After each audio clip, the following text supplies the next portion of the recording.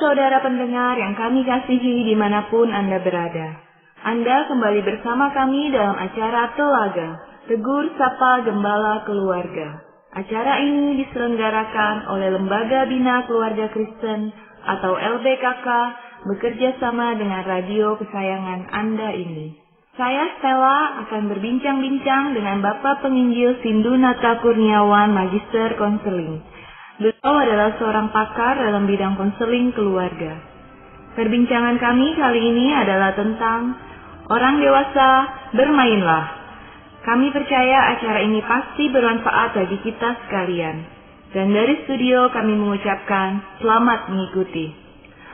Mas Sindu, hari ini topik kita menarik sekali ya, tentang orang dewasa yang diberikan seperti perintah atau apa gitu ya, bermainlah gitu ya. Karena kan kita identik mengkaitkan bahwa bermain ini adalah dunia anak-anak. Tapi orang dewasa juga apa harus bermain begitu Pak? Ya, tepat seperti yang disampaikan oleh Bu Stella ya. Memang kita kan akrab dengan ungkapan masa kecil kurang bahagia. Bahkan jadikan lelucon ya. Yang artinya memang masa kecil kurang bermain, maka orang dewasa yang suka bermain dianggap masa kecilnya kurang bahagia. Jadi sebuah sindiran kan. Dan memang itu ungkapan yang ada benarnya. Kalau kecilnya kurang bermain, dewasanya bisa seperti ingin terus bermain. Tetapi kebenarannya memang rupanya tidak demikian, Bu Stella. Memang kita ada tahap perkembangan berdasarkan usia ya. Bayi, anak, remaja, dewasa awal, dewasa menengah, dewasa lanjut atau lansia. Dan memang lebih banyak diidentikan masa dewasa itu masa bekerja, masa untuk serius tentang kehidupan. Jadi maksudnya bermain itu ya, itu urusannya anak-anak ya. Tapi kalau orang dewasa ya lebih serius, lebih bekerja. Pokoknya semuanya tuh ya yang untuk kehidupan lah gitu. Kalau bermain mah itu urusan sepele gitu ya Pak. Betul. Jadi kan memang dianggap bermain itu hal yang kekanak-kanakan, childish, gitu ya, kekanak-kanakan, patut ditinggalkan ketika kita menginjak usia dewasa. Tetapi sesungguhnya ada sebuah pernyataan menarik, yaitu bahwa manusia itu adalah homo ludens. Apa itu Pak homo ludens? Homo ludens ini bahasa Latin artinya manusia ini adalah makhluk bermain. Jadi kita memang mengenal istilah zoon politikon, manusia sebagai makhluk sosial. Ada yang juga menyatakan manusia itu makhluk yang berpikir, makhluk bernalar, makhluk rasional. Ada yang mengatakan manusia itu adalah makhluk bekerja atau makhluk berkarya. Hal-hal itu benar, tapi ada satu kebenaran yang lain, jadi bahwa kita sesungguhnya adalah makhluk bermain. Saya jarang sekali mendengar istilah ini ya, bahwa manusia itu adalah makhluk yang bermain. Betul. Jadi memang istilah yang jarang, tapi memang ini ada buku atau buku-buku tertentu mengekspos ya tentang istilah homo ludens ini.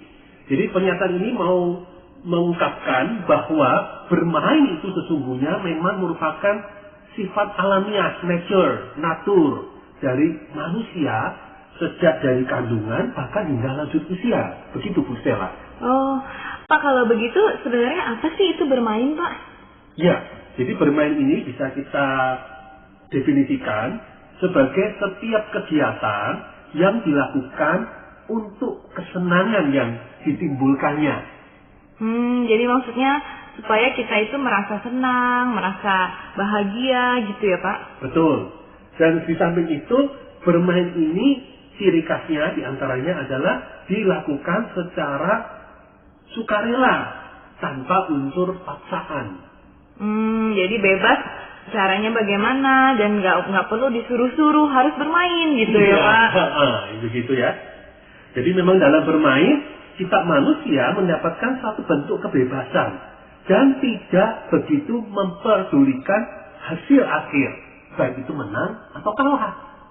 Itu agak sulit Pak sepertinya ya, karena kalau kita orang dewasa kayaknya hidup ini selalu bentuknya kompetisi, harus saya yang menang atau kalau enggak ya saya kalah deh gitu. Betul ya. Memang begitu ya Bu Stella. Memang waktu kecil kita hidupkan untuk hari ini. Ya senang. Pokoknya senang. Cara apapun kita akan nikmati. Sesederhana pun kita nikmati. Yang penting prosesnya. Tetapi sejalan dengan pendidikan formal di sekolah. Dan mungkin dengan situasi keluarga asal. Masyarakat kita yang makin kompetitif. Akhirnya target oriented ya. berorientasi pada hasil akhir. Nah, itu berlawanan dengan hukum bermain. Jadi pertama bermain itu maksudnya kegiatan yang untuk dilakukan ya hanya untuk kesenangan semata. Betul. Selain itu apa lagi Pak? Jadi kesenangan, bermain. Ya, kepuasan dan tidak mementingkan hasil akhir. Dan selain itu Bu Stella, bermain itu spontan, bersifat spontan. Maksudnya spontan apa Pak? Jadi spontan ini kita bisa menampilkan diri kita apa adanya. Jadi itu di dalam bermain itu kita nggak perlu yang namanya kayak jaim gitu ya Pak ya? Tepat. Jadi tidak perlu jaim-jaiman, tidak perlu jaga image. Jadi seperti, wah saya merdeka, saya lepas di dalam bermain ini. Betul. Makanya sifat yang sejalan dengan spontan itu, bermain itu bersifat seolah-olah. Apa itu maksudnya? Jadi artinya begini, orang yang bermain, khususnya orang dewasa yang bermain, itu perlu berani keluar dari kehidupan nyata dan masuk benar ke dunia permainan. Jadi kita kan begini, Bu Stella. Kita orang dewasa ini kan terbentuk satu penghayatan hidup, bahwa hidup ini merupakan kumpulan peran-peran diri. Jadi kita ada minimal 3 peran dalam hal ini ya. Pertama, yaitu peran sebagai orang tua. Kalau kita menampilkan diri sebagai orang yang berusia lanjut atau orang yang berusia tua, maka kita akan menampilkan diri sebagai sosok yang suka menasihati, ya, mengarahkan, atau mungkin mengkritik, berperilaku untuk mengikuti aturan-aturan baku, atau kadang kita bisa jadi menjadi orang yang mengalah sebagai orang yang usianya lebih tua, sebagai orang yang lebih berhikmat, lebih bijaksana, maka kita berperan sebagai diri orang tua itu dengan tampilan-tampilan tadi. Jadi sepertinya di dalam hidup orang dewasa kita berperilaku, bersikap ya berdasarkan peran kita. Peran kita apa misalnya di rumah atau di kantor ya kita bersikap seperti peran kita. Ya, dalam hal ini yang pertama peran diri sebagai orang tua.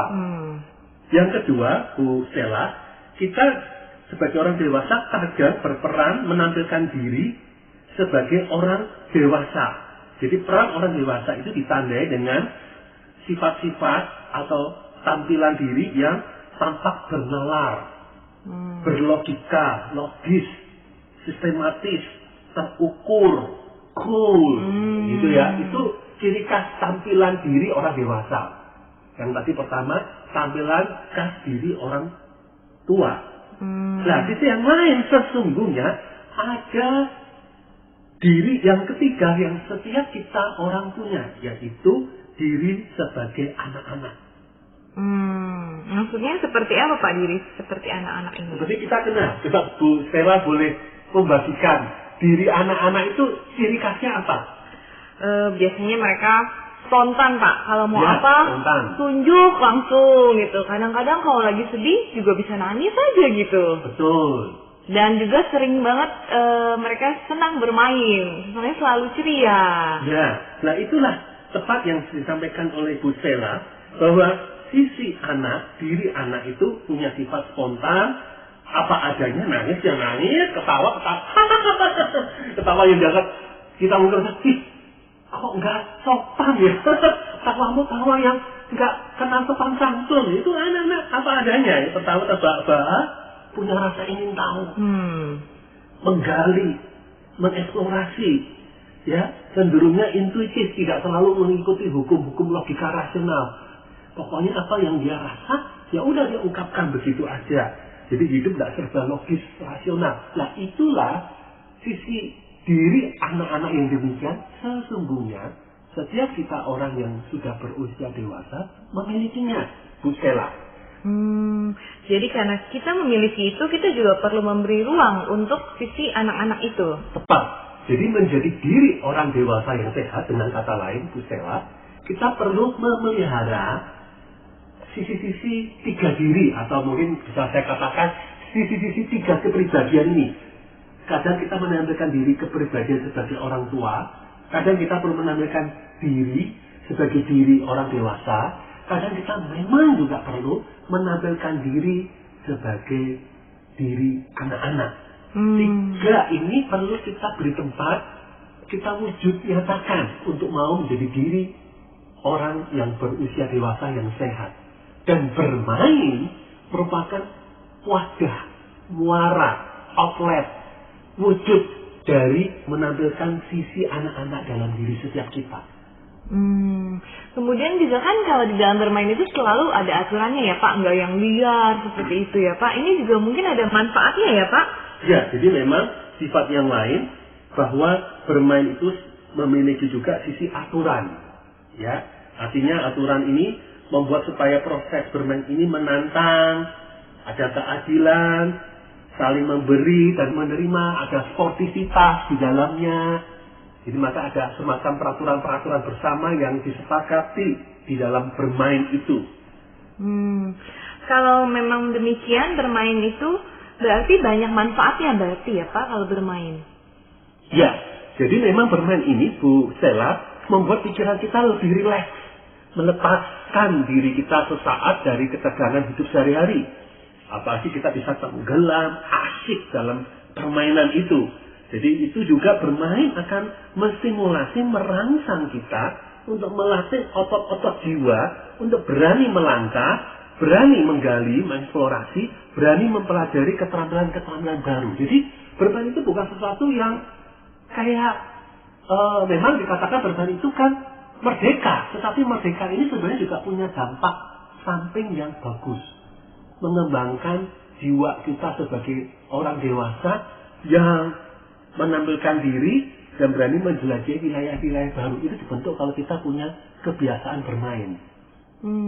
Tapi Pak, kan juga orang dewasa itu harus bekerja. Kadang-kadang ada yang ekstrim juga Pak. Jadinya yang bekerja ya bekerja terus nggak pernah bermain. Tapi ada juga beberapa orang yang maunya bermain aja, nggak mau bekerja gitu Pak. Ya memang ya dua-dua sisi ini perlu ada ya. Karena begini, dalam kita bekerja itu kan hasil akhir itu penting sekali kan. Bahkan demi hasil akhir yang penting itu minimal penghasilan uang yang kita dapatkan. Kadang kita berani untuk melakukan kegiatan pekerjaan yang sebenarnya tidak menimbulkan perasaan senang dalam diri kita. Kita udah bosen, udah jenuh, kita lakukan demi hasil akhir. Nah di dalam hal ini kalau terus-menerus kita hidup dalam wilayah ketegangan-ketegangan itu, jiwa kita lebih terpuruk, tubuh juga lebih mudah sakit. Tapi kalau kita punya ruang-ruang bermain yang lebih menekankan kegembiraan, kebebasan, menjadi diri apa adanya, merawat jiwa anak-anak di dalam diri kita orang usia dewasa, itu malah membuat hidup kita lebih berwarna, lebih utuh, lebih seimbang, lebih cerah. Dan itu menyehatkan jiwa dan tubuh kita, Bu Stella.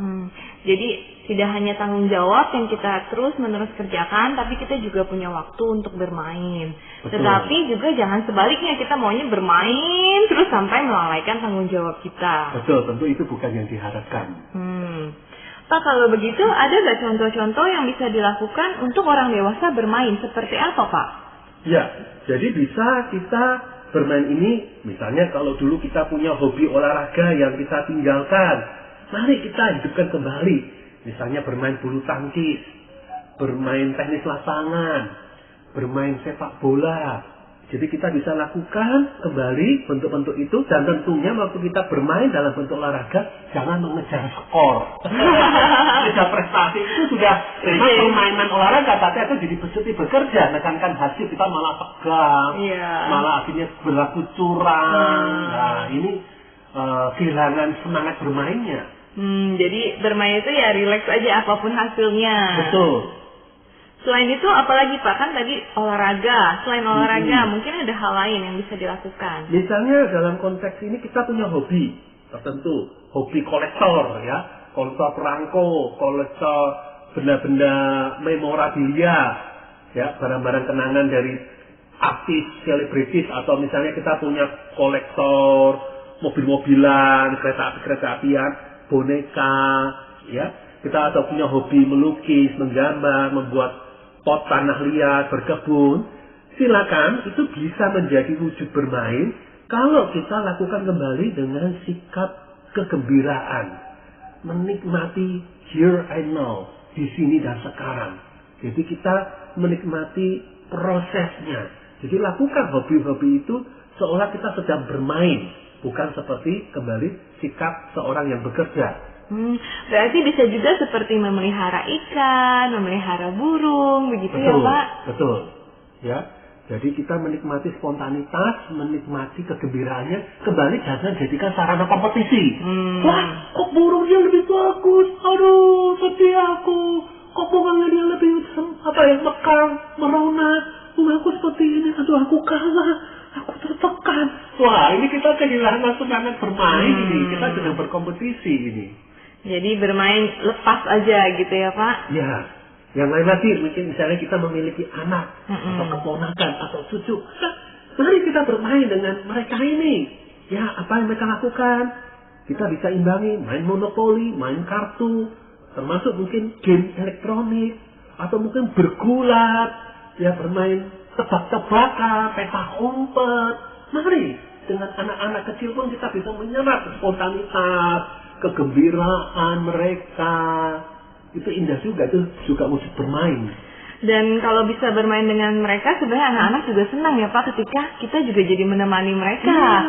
Nah, mereka lihat, ternyata kakek, nenek, paman, bibi, ayah, ibu bisa kayak kami ya. Mereka merasa ada kesetaraan, ada pertalian jiwa yang terbentuk karena kita mau bermain dengan yang seringkali anak-anak dianggap remeh dan tersisih ini. Malah mereka merasa dihormati kalau kita mau bermain sebagaimana mereka bermain anak-anak ini. Selain itu apa lagi Pak yang bisa dilakukan?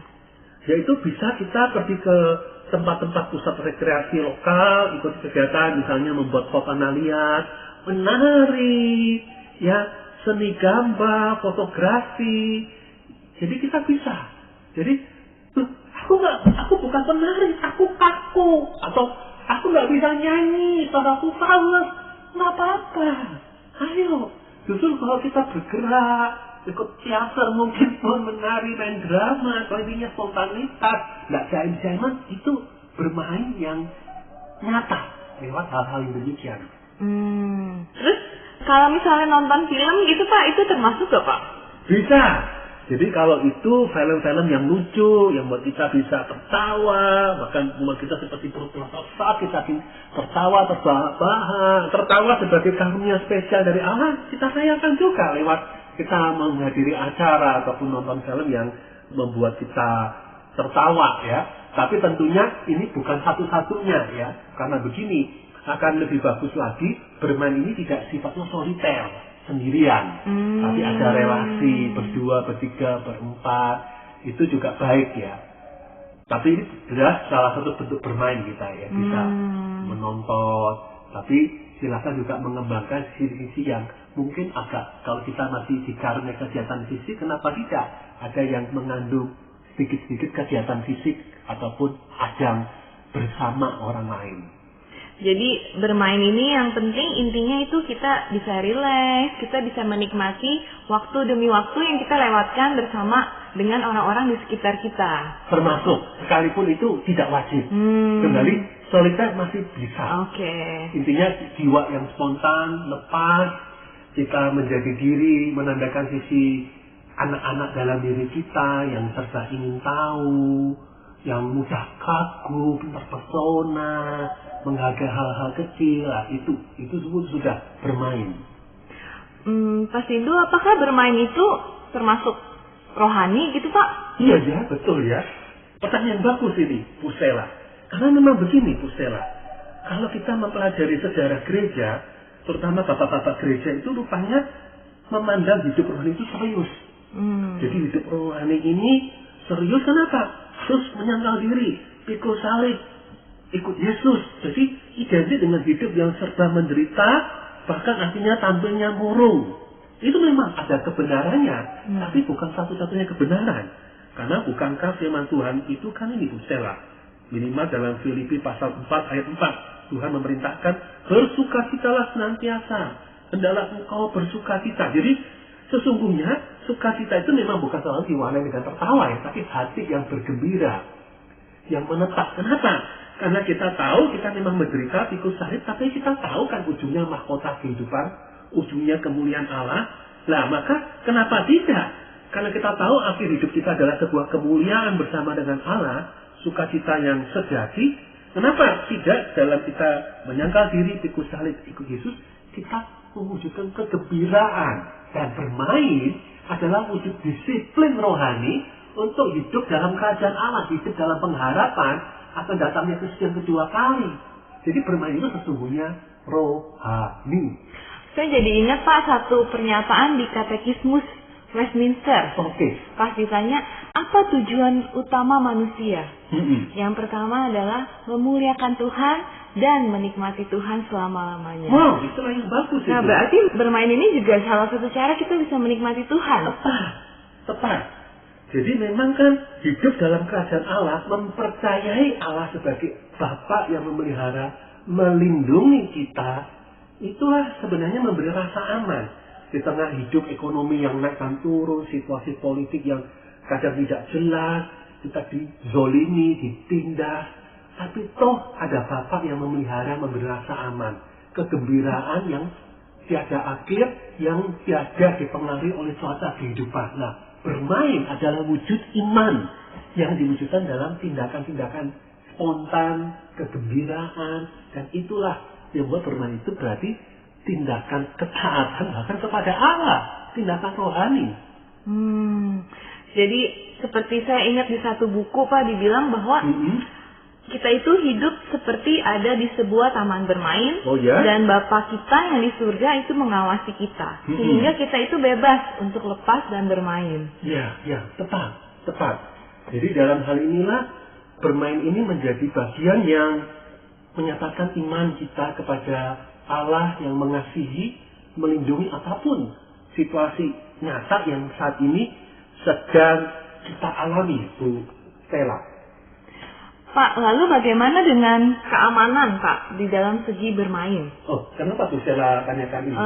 Terkadang kan saya dengar ada yang bermain terus tiba-tiba jadi kecelakaan, begitu Pak. Betul. Bagaimana Pak dengan itu? Ya, memang ya. Jadi memang ada keberbedaan antara kita orang dewasa yang bermain dengan anak-anak. Anak-anak badan lebih lentur, tulang pun tulang rawan. Kalau patah masih lebih mudah untuk pulih. Jadi memang faktor keselamatan dan keamanan perlu jadi pertimbangan. Jadi saya ingat ada rekan usia 50-an ke atas, beliau diajak, kebetulan seorang dosen, diajak untuk bermain voli. Wah, dia penuh semangat, dia ingin menjadi seperti anak muda. Dia lompat. Waktu dia turun, baru sadar ada yang terpelecok di salah satu bagian tulang atau otot. Akhirnya waktu ke dokter dikatakan, Pak, Bapak ingat, kalau Bapak sudah usia kepala 5, bahkan kepala 3 ke atas pun, artinya usia 30-an, 50-an, sudah beda paha ototnya dan tulangnya dengan orang-orang umur 20-an ataupun belasan tahun. Nah, jadi memang kita perlu mengukur diri. Akhirnya, kalau kita bukan seorang yang atlet, yang terbiasa, maka resiko-resiko itu perlu kita kurangi. Kita jangan sama persis seperti mereka yang umur 20-an, belasan atau anak-anak.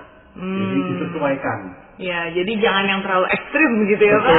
Betul. Jadi untuk mengurangi risiko cedera otot, cedera tulang, dan lainnya. Oke. Pak, kalau misalnya tentang bermain ini, apakah di dalam Alkitab ada seperti ayat yang benar-benar menyatakan tentang bermain ini? Ya, jadi saya mau bacakan Bu Stella dari Injil Markus pasal yang ke-10 ayat 14 sampai 16. Yesus berkata, biarkan anak-anak itu datang kepadaku. Jangan menghalang-halangi mereka. Sebab orang-orang yang seperti itulah yang mempunyai kerajaan Allah. Aku berkata kepadamu, sesungguhnya barang siapa tidak menyambut kerajaan Allah seperti seorang anak kecil, dia tidak akan masuk ke dalamnya. Lalu Yesus memeluk anak-anak itu dan sambil meletakkan tangannya atas mereka, ia memberkati mereka. Jadi di sini kita melihat Bu Stella bahwa Yesus menampilkan anak-anak sebagai wujud kepribadian, wujud sifat, sikap dari pemilik kerajaan Allah. Padahal kita tahu anak-anak diciri kasih, ya, memiliki ciri khas, merasa ingin tahu yang kuat, bahkan liar, energinya tidak terbatas, spontan, mengejar kesenangan, menghibur diri, menikmati, bahkan untuk penemuan-penemuan sederhana. Maka disinilah sifat-sifat demikian kita perlu miliki, sekalipun kita sudah berusia dewasa. Karena dengan memiliki sifat-sifat, sikap-sikap seperti inilah, kita menghayati sebagai pemilik kerajaan Allah. Dan kita menikmati satu iman tentang kedatangan kedua kali kerajaan yang sempurna itu akan datang, di mana ada kegembiraan, spontanitas, sukacita yang tiada hentian. Itu diwujudkan iman itu, sikap anak itu dengan kita bermain. Kalau begitu memang bermain ini juga merupakan salah satu bentuk bahwa kita ini seperti anak-anak kecil itu ya Pak, yang percaya pada Tuhan yang memelihara dan juga ya tidak terlalu memegang kontrol atas diri kita sendiri. Betul. Jadi dengan kata lain, tadi kan sempat ada muncul ungkapan kan, sempat sebagian bapak-bapak gereja seluruh memahami bahwa ikut Yesus itu harus serius. Kenapa hidup ini penuh penyangkalan diri, pikul salib ikut Yesus. Dan justru sesungguhnya bermain adalah tindakan penyangkalan diri yang sesungguhnya juga. Kenapa? Dengan bermain maka kita berhenti untuk terlalu serius dan menjadi lebih lepas untuk menikmati hidup, menikmati rasa aman di dalam Allah. Jadi bermain itu tindakan penyangkalan diri untuk orang dewasa. Bagi anak kecil, untuk duduk tenang, dia menyimak itu sebuah salib. Buat kita orang dewasa, bermain itu adalah salib untuk kita yang terbiasa serius menjalani dan memandang hidup ini. Jadi marilah kita taat kepada Kristus dengan, hai orang dewasa, bermainlah. Baik, terima kasih Pak Sindu. Para pendengar sekalian, terima kasih Anda telah mengikuti perbincangan kami dengan Bapak Penginjil Sindunata Kurniawan, Magister Konseling dalam acara Tolaga, Tegur Sapa Gembala Keluarga. Kami baru saja berbincang-bincang tentang orang dewasa bermainlah. Bagi Anda yang berminat untuk mengetahui lebih lanjut mengenai acara ini, silahkan menghubungi kami lewat surat. Alamatkan surat Anda ke Lembaga Bina Keluarga Kristen atau LBKK, Jalan Cimanuk 56 Malang. Atau Anda dapat mengirimkan email ke telaga@telaga.org. Kami mengundang Anda mengunjungi situs kami di www.telaga.org. Saran-saran, pertanyaan, serta tanggapan Anda sangat kami nantikan. Akhirnya dari studio kami mengucapkan terima kasih atas perhatian Anda dan sampai jumpa dalam